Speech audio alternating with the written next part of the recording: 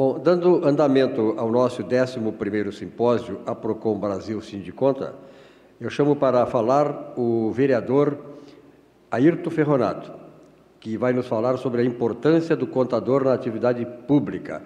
O Ferronato, meu amigo Ferronato, há muitos anos, ele está no 6º mandato e o ano que vem ele vai sacramentar o 7º mandato na Câmara de Vereadores de Porto Alegre. Parabéns aos contadores que também têm na figura do Salésio um expoente ícone da profissão, cara honrado e batalhador. Tanto é verdade que ele, além de contador, pós-graduado em finanças empresariais e mestre em gestão de empresas, professor e auditor fiscal aposentado, vereador em Porto Alegre, indo para o 7º mandato, trabalhou na Receita Federal e Estadual, na Contadoria da União e do Estado e no Banco Central do Brasil. E foi ele que instituiu a Lei de Criação do Dia do Contador em Porto Alegre, a Lei 7.259, de 3 de junho de 1993. Vereador, o senhor com a palavra.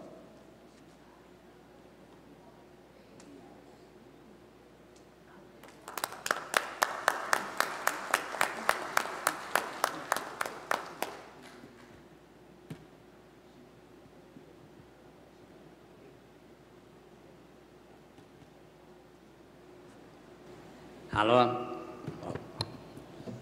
meu caro amigo presidente do Sindiconta, atuante ativo nas questões contábeis, o amigo Giovanni. Em teu nome eu saúdo todos os contadores e contadoras do Brasil, em especial aqui do nosso Rio Grande de Porto Alegre. Saudar também o Diego Cearense, que é o nosso presidente da Procon Brasil. Bom tê-lo aqui no município de Porto Alegre e em especial aqui na Câmara. O amigo e contador Salésio D'Agostin, professor, lecionamos juntos por longa data, sempre é bom te ver aí, outro atuante intenso nas questões da contabilidade do nosso povo. Saudar a todos e todas que estão conosco no plenário, uma grande maioria meus parceiros e conhecidos, e aqueles que nos assistem pelas nossas redes sociais, e saudar o meu pessoal lá do gabinete que está à disposição aí, atuando junto, saudar a nossa representação da querida vereadora Lourdes, e os nossos presidentes da minha área aí, o Dayamu, nosso presidente Rachik, o Eduardo da Afisvec e o Feltrin do Sindifisco RS, e saudar os nossos palestrantes da tarde de hoje, o professor Raimundo, a Guadalupe, o Kleber, e já falei do Salésio. Hoje é o dia do contador. E esta data aqui em Porto Alegre, já foi falado, está sendo celebrada por uma lei que apresentei lá no início da década de 90, que é o Dia do Contador. Portanto, hoje todos nós estamos de parabéns. E merecidos, né? Parabéns. O meu tema aí é a importância do contador na atividade pública. E eu vou começar mais ou menos dizendo o seguinte, e sei que estamos diante de grandes palestrantes, eu vou fazer uma força enorme para fazer a minha parte. Em 1973, 50 anos atrás, eu tenho 71, então eu tinha 21 anos quando assumi e fui trabalhar pela primeira vez na área da contabilidade e trabalhei na Cibisa, aqui em Porto Alegre, hoje extinta Cibisa, no setor de contabilidade, e eu me lembro bem como se atuava naqueles momentos do velho slip, da máquina de contabilidade, que era algo quase, bem maior que esse púlpito aqui, e do mapa de custo, que se preenchia à mão e a lápis, porque se não fechasse no fim do mapa, a gente apagava os números que estavam errados, escrevia outros números aí para acertar. 73. Na época, aquela empresa, ela tinha no seu grupo transporte aquático, transporte rodoviário, indústria de plástico, reflorestamento tinha madeireira, tinha comércio, serviços. Portanto, lá que eu aprendi contabilidade, pelo tamanho da expressão daquela instituição e do que lá se fazia. Logo depois, eu tive lá o meu escritório de contabilidade. E naquele escritório de contabilidade nós tínhamos uma máquina de escrever adaptada, onde se colocava a ficha razão, colocava uma por uma, colocava a ficha, escrevia uma linha, tirava aquela ficha e vinha outra. 74, 75. E em 1975 eu fiz concurso para a antiga Inspetoria Seccional de Finanças do Ministério da Fazenda, hoje a nossa Controladoria Geral da União, onde se fazia contabilidade e auditoria. Portanto, são 48 anos, 50 de experiência profissional contábil e 48 na área pública. Trabalhei na Contadoria da União, do Estado, trabalhei na Receita Federal, Estadual, no Banco do Brasil e numa série de outros órgãos, todos ligados a finanças públicas. Portanto, esse tema me é grato e, sem modéstia, eu tenho uma história de dentro das finanças e controladoria, que são de décadas. Lá em 1975, saí da máquina e fui para o computador, que no estado do Rio Grande do Sul, no órgão federal, tinha dois, o SERPRO e a Inspetoria. E à época nós trabalhávamos primeiro com o cartão perfurado, depois com a fita de papel e assim por diante. E aquela fita de papel digitava e gerava uma fita para cada ministério regional, seccional no Rio Grande.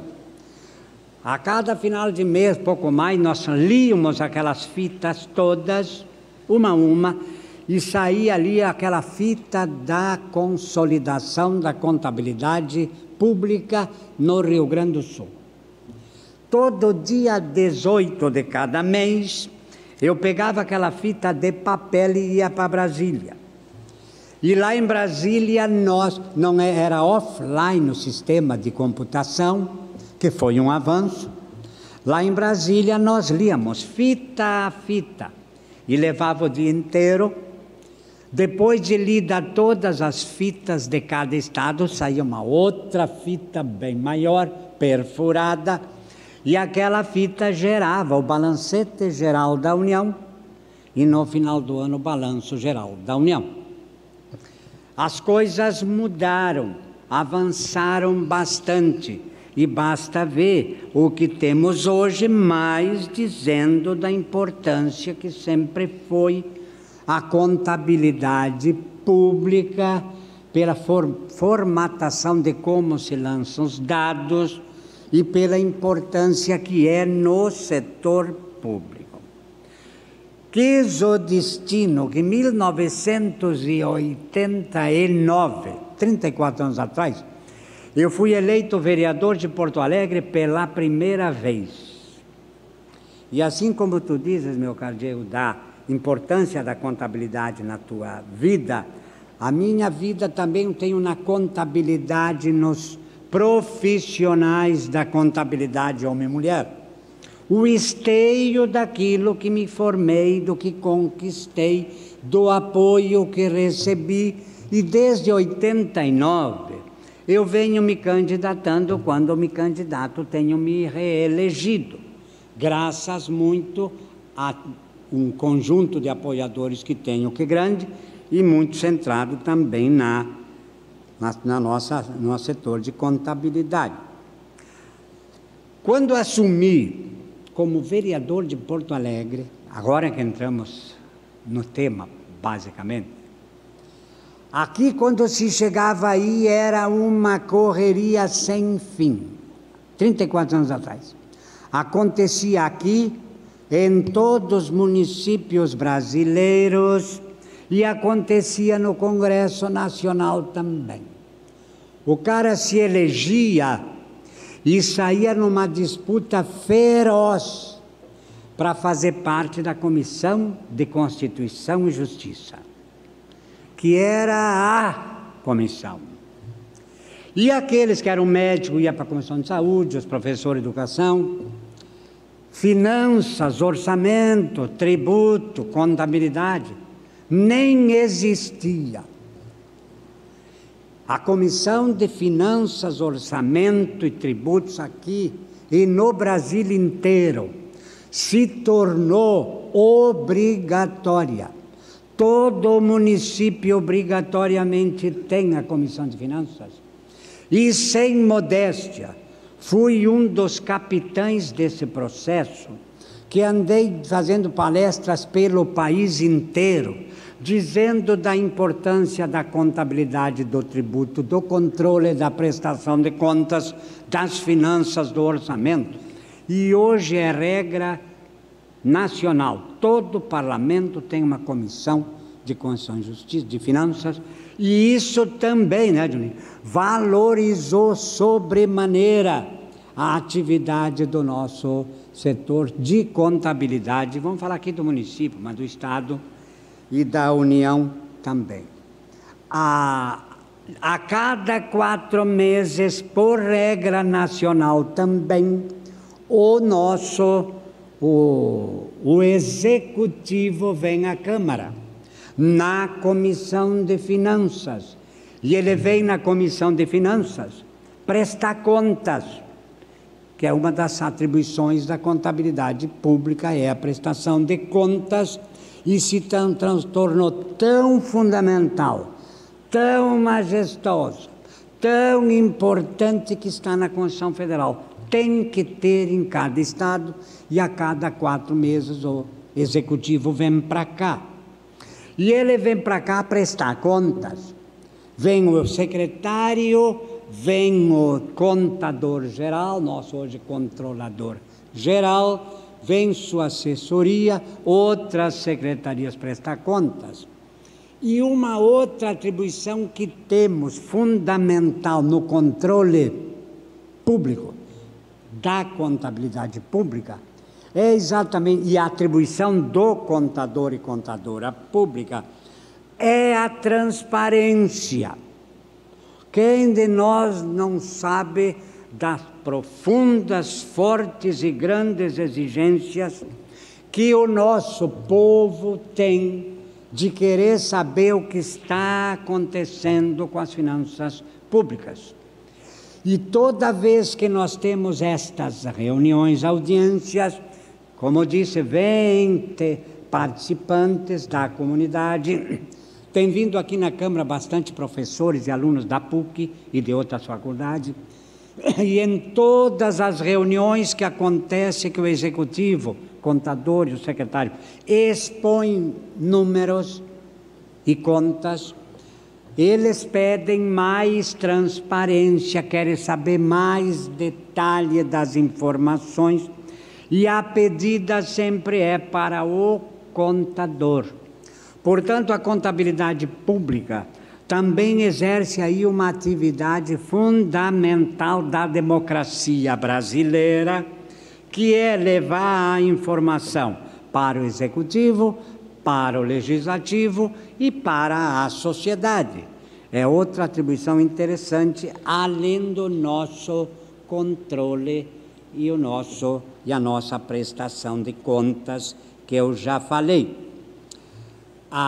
todos os projetos chegam aqui, vou dar o exemplo aqui da Câmara, é a mesma coisa, chegam aqui na Câmara, todos, quase todos, e vão para o plenário, aqui. E aqui os vereadores votam e discursam bastante. O plenário é soberano. Então se vota projeto por projeto, de qualquer área, menos as áreas do orçamento, que é a atribuição da contabilidade. Nós não votamos no plenário o projeto, nós votamos no plenário o parecer da Comissão de Finanças. E eu tenho tido a grata satisfação de ter sido presidente da Comissão de Finanças sempre que quero. E o relator eu às vezes me escapo, porque sempre sobra para mim, pela experiência que tenho. Muito bem. O projeto então vai lá para mim fazer o parecer. Emenda de tudo quanto é jeito, ordem e número. Emendas de 50 mil e de 2 milhões. Chegam na Comissão de Finanças. A Comissão de Finanças, através do relator, escreve o parecer, aprova o parecer e traz para o plenário.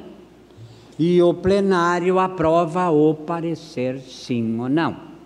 Se lá eu disser que a emenda 1, 4, 5 e 14 deve ser rejeitada, só pode votar se tiver um destaque com assinatura de 1/3. Então, se sai atrás do processo para buscar assinatura. E o contador, nestes momentos também contador público, é bastante demandado pela característica técnica de como se faz a emenda. E tem outra coisa, a contabilidade pública, né? A partir da dotação orçamentária que se vota aqui, aquisição de imóveis, 1.000. Quando o executivo quiser adquirir móveis, claro que é uma decisão, eu estou dando exemplo pequeno, é uma decisão lá do executivo, dos comandantes, que em último caso tem uma posição política do comandante do executivo. Política. A decisão de gasto público é política pelo executivo, comandado pelo prefeito, o governador ou o presidente. Política. Agora tem um dado técnico, que é essencialmente, única e exclusivamente do contador. Por quê? Porque antes de se fazer executar a despesa, tem que haver, vocês sabem, o nosso empenho, a nota de empenho. E essa nota de empenho, que é o compromisso de gasto, né? Ela é reduzida do saldo orçamentário. Então, se eu tiver o meu orçamento de 1.000, gastar um empenho de 800, na próxima vez que se deseja gastar alguma coisa, não vai poder se gastar mais de 200 reais, por exemplo. Por quê? Porque ultrapassa o valor do limite da nossa execução orçamentária, e a palavra final é do contador. O contador é que vai dizer, pode gastar ou não, tem saldo orçamentário ou não. Portanto, é outra das funções de bastante relevância no nosso sistema de controle da atividade pública a cargo do nosso contador e contadora. Sem falar, já falei bastante até da controladoria, nós temos outro órgão de controle aí externo, que é o Tribunal de Contas, que nesse caso auxilia os nossos parlamentares desta decisão. Portanto, falei das nossas principais atribuições da contabilidade pública, do controle público, do contador público, no serviço de contabilidade. Agora, nós temos outras atribuições que também requerem uma intensa participação superlativa da nossa área contábil, que são os tribunais de contas, a administração tributária, receitas estaduais e federais, né? E assim outros órgãos de auditoria interna e externa, onde é bastante intensa a presença dos nossos contadores. E nós, eu no caso, que tenho 50 anos de experiência e ainda sou novinho, só 50, nós acompanhamos de perto a questão da evolução da contabilidade pública. Até nós estamos falando aí que pode evoluir bem mais, mas eu me lembro que há décadas, professor Raimundo, nós já falávamos dos custos na contabilidade pública. Porque eu sempre disse, pela experiência que tenho, digo aqui, uma ponte gastou para construir 100 e a outra 150. Isto é dado dos números. Agora é preciso uma questão de custos para ver por que uma custou mais que a outra, né? Por que uma compra gastei 100, a outra 150? E eu falei propositadamente daquele nossa ficha, mapa de custo. Eu falei do mapa de custo. Uma folha desta largura, 1,5 metro de comprimento, numa mesa, ali que eu peguei grandes noções do custo. À mão, 10, 12 empresas, se gastava assim, R$1.000. X% da empresa A, 20% da B, 30% da C, à mão. Nós distribuíamos e rateávamos os custos.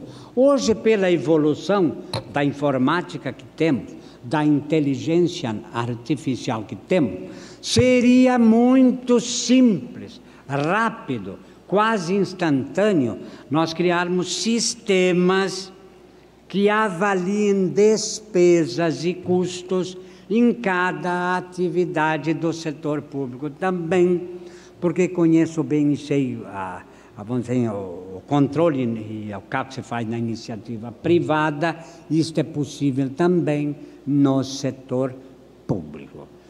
Alguma coisa que está se discutindo há horas e que vem avançando, sim. Eu acho que o meu tempo já quase se esgotou, mas vou concluir dizendo o seguinte: nós, contadores públicos e privados, estamos aí nesta nossa data para celebrar a arte de traduzir números pela informação para decisões sábias. Esta é a nossa grande atribuição. E desde a velha máquina e o antigo slip, até os dias atuais da nossa inteligência artificial, se fala tanto, se ouve tanto, que a inteligência vai substituir o homem, né? A pessoa humana das nossas atribuições contábeis. Eu acredito que o que vem sendo substituído é ótimo, foi ótimo e cada vez fica melhor. Vocês já imaginaram nós preencher o velho mapa de custos à mão? Tu levava um dia inteiro para 20 empresas, hoje em grupos de 100 empresas, tu levaria um ano inteiro para ratear um.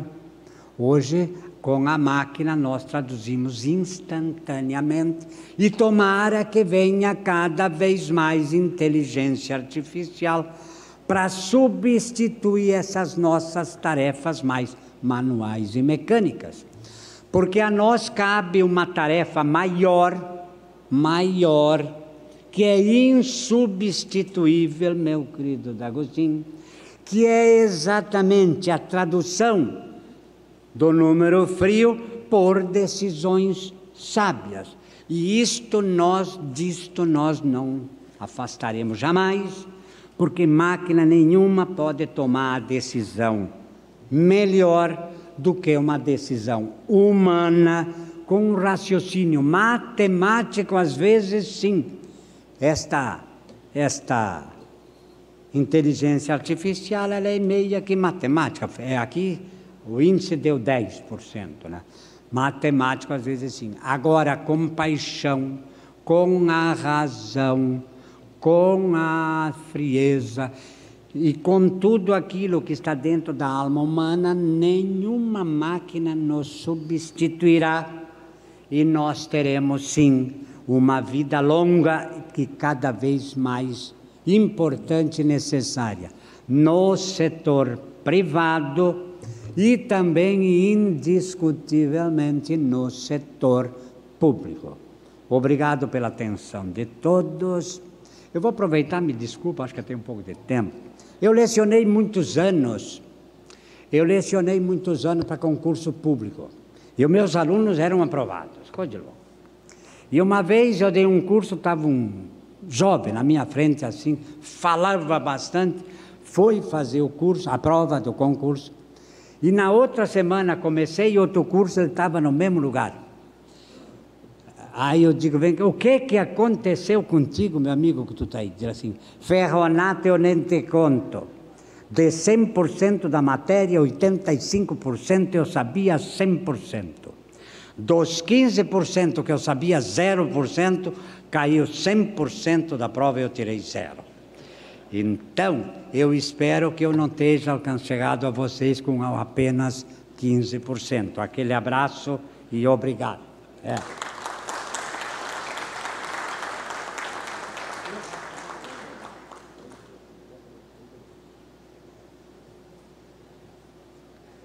Continua uma figura esse Ferronato, hein? Mas tem aí uma entrega de um certificado. Vamos lá, Giovanni. Aos nossos palestrantes, certificado pela participação.